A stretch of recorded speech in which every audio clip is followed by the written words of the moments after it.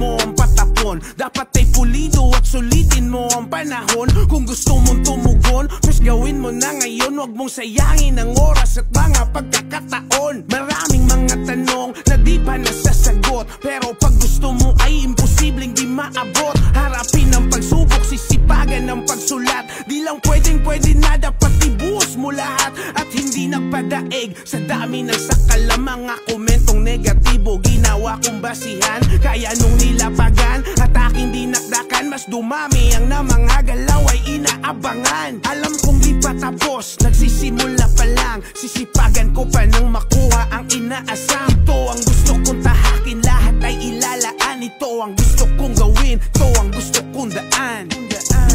Wag umasa sa tsamba, sipagan mo nang may mapala ka. Pag gusto mo ay may paraan, kung ayaw mo